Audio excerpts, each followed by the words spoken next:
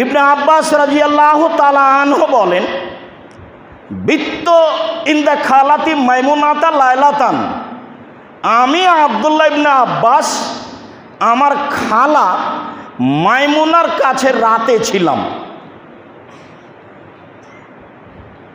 নবী সাল্লাল্লাহু আলাইহি সাল্লাম ইনদাহা, সেদিন দেখি রাসূলও আমার খালার নিকটে। সেই রাতে রাসূলও আছেন আর আমি তো আমার খালার কাছে আছি, আমার খালা মাইমুনা। বিত্ত ইনদা খালাতি মাইমুনাতা লাইলাতান, একদা রাতে আমি ছিলাম আমার খালা মাইমুনার কাছে। সেই দিন আবার আল্লাহর নবী মাইমুনার নিকটেই ছিলেন। ফাতাহাদ্দাসা মা আহলিহি সাআতান, তিনি তার স্ত্রীর সাথে কিছুক্ষণ কথা বললেন ঘুমানোর পূর্বে। কি কথা বললেন তা উল্লেখ হয়নি, সামাজিক প্রয়োজনীয় হতে পারে, সেটা যেটাই হোক। তিনি কিছুক্ষণ তার স্ত্রী মাইমুনার সাথে কথা বললেন রাতে। সুম্মা রাকাদা, তারপর তিনি ঘুমিয়ে গেলেন।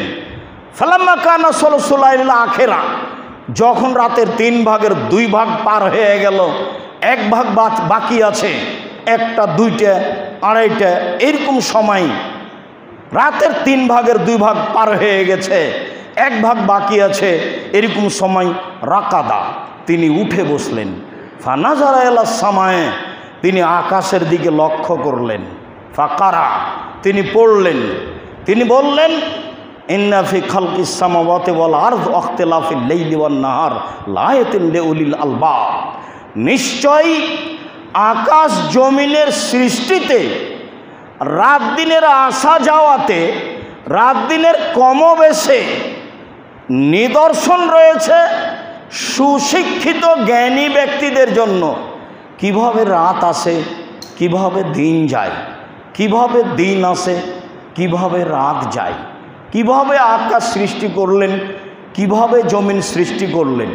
নিশ্চয় আকাশ জমিনের সৃষ্টিতে, নিশ্চয় রাত দিনের আসা যাওয়াতে আল্লাহর নিদর্শন রয়েছে জ্ঞানী ব্যক্তিদের জন্য। পড়তে পড়তে পড়তে তিনি সূরা শেষ করে দিলেন। সূরা আলে ইমরানের শেষ রুকু পড়লেন। অন্য এক বর্ণনায় এসেছে, এখান থেকে শুরু করে ইন্নাকা লা তুখলিফুল মিয়াদ, তুমি ওয়াদা ভঙ্গ করো না, ওয়াদার বিপরীত করো না, এই পর্যন্ত 5 আয়াত পড়লেন। তো ঘুম থেকে উঠে তিনি আকাশের দিকে লক্ষ্য করে সূরা আলে ইমরানের শেষ রুকু পড়লেন। অন্যথায় সূরা আলে ইমরানের শেষ রুকুর প্রথম 5 আয়াত পড়লেন।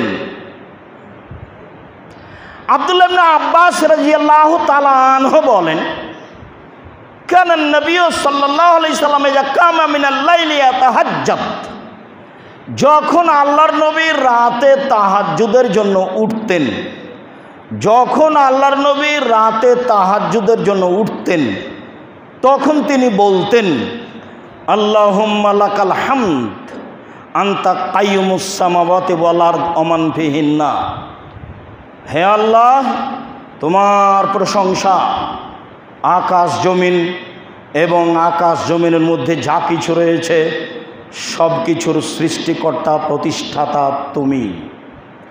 ওয়ালাকাল হামদ আনতা নূরুস সামাওয়াতি ওয়াল আরদ ওয়া মান ফিহিন্না, প্রশংসা তোমার, তুমি আকাশ জমিন এবং এর মধ্যে যা কিছু রয়েছে তার আলো। ওয়ালাকাল হামদ আনতা মালিকুস সামাওয়াতি ওয়াল আরদ ওয়া মান ফিহিন্না, প্রশংসা তোমার, তুমি আকাশ জমিনের মধ্যে যা কিছু রয়েছে এবং আকাশ জমিনের মালিক তুমি। ওয়ালাকাল হামদ, প্রশংসা তোমার, আনতাল হক, সত্য তুমি, ওয়াদাকাল হক, তোমার ওয়াদা সত্য, অলেকাওকা হাক্কুন, তোমার বিচারের মাঠে সাক্ষাৎ সত্য, অকাওলকা হাক্কুন, তোমার কথা সত্য, অল জান্নাত হাক্কুন, জান্নাত সত্য, অন্নার হাক্কুন জাহান্নাম সত্য, অন্নাবিউনা হাক্কুন নবীগণ সত্য, ও মোহাম্মদুন হাক্কুন মোহাম্মদ সত্য, অসাত হাক্কুন কেয়ামাত সত্য। আল্লাহুম্মা লাকা আসলামত, হে আল্লাহ আমি তোমার নিকটে নত হয়েছি। অবেকামান্ত, আমি তোমাকে মেনে নিয়েছি। ওয়ালাইকা তাওয়াক্কালত, আমি তোমার উপরে ভরসা করেছি। ওয়াইলাইকা আনাবত, আমি তোমার নিকটে ফিরে গেছি।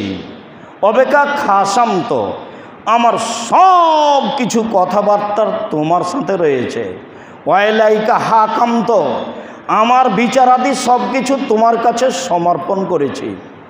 আল্লাহুম্মা গফিরলি, যেহেতু সব কিছু তোমার কাছে সমর্পণ করলাম, কাজে আমার একটা কথা শোনো। আল্লাহুম্মা গফিরলি, আমাকে ক্ষমা করে দাও। মা কাদ্দামত, যা আগে করেছি। অমা আক্ষার্ত, যা পরে করব। অমা আসরার্ত, যা গোপনে করেছি। অমা আলান্ত, যা প্রকাশ্যে করেছি। অমান তাআলামু বিহি মিন্নি, আর তুমি আমার ব্যাপারে যা জানো, কোনটা যে গোপন আর কোনটা যে প্রকাশ্য, আমি যা বললাম, আর এছাড়া তুমি যা জানো সব ক্ষমা করে দাও। আনতাল মুকাদ্দিম, তুমি আগে থেকে আছো। আনতাল মুআক্খির, তুমি চিরদিন থাকবে। লা ইলাহা ইল্লা আনতা, তুমি ছাড়া কোনো মাবুদ নেই।